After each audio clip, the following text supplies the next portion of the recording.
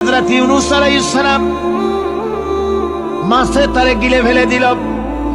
হতাশায় তিনি heart fail করেন নাই। মাছের পেটের মধ্যে যদি কেউ চলে যায়, বেরিয়ে যাওয়ার জন্য কোনো ব্যাকডোর আছে নাকি? কোন পালাবার কোন রাস্তা আছে? মাছের পেটের জানালা দরজা আছে? কিছুই নেই। তিনি হতাশ হলেন না।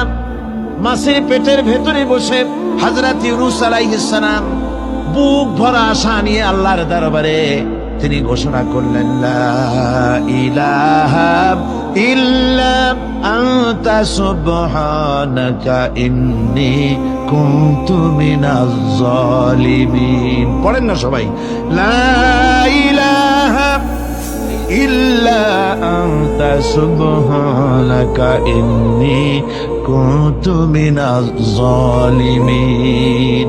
হযরত ইউনূস আলাইহিস সালাম বললেন, আল্লাহ তুমি ছাড়া কোনো ইলাহ নাই, তোমার পবিত্রতা ঘোষণা করছি, আমি জালিমদের অন্তর্ভুক্ত হয়ে গেছি। তিনি যখন চিল্লাচ্ছিলেন, মাছের পেটের ভিতরে বসে যখন কাতরুক্তি করতেছিলেন, আল্লাহ বুঝি তখন শোনেন নাই সে কথা? কি বলে? আল্লাহ বুঝি তখন তন্দ্রায় বা নিদ্রায় ছিলেন না? আল্লাহ পাক কি ঘুমান? তন্দ্রায় যান? লা তাখুযুহু সিনাতুন ওয়ালা নাওম। আল্লাহ রাব্বুল আলামিন বলেন, কোন তন্দ্রা বা নিদ্রা আল্লাহ রাব্বুল আলামিনকে স্পর্শ করে না। হযরত ইউনূস আলাইহিস সালাম যখন মাছের পেটের ভিতরে বসে চিৎকার মারলেন, আল্লাহ পাক বলেন, ইউনূস রে, তোমার ওই ডাক কেউ শোনে নাই। দুনিয়ার কোন রাজা বাদশাহ শোনে নাই, দুনিয়ার কোন বন্ধু বান্ধব তোমারও শোনে নাই, কিন্তু আমি তোমার আরশের মালিক, আমি রব্বুল আলামিন শুনেছি। শুধু শুনি নাই, সঙ্গে সঙ্গে জবাব দিয়ে দিয়েছি।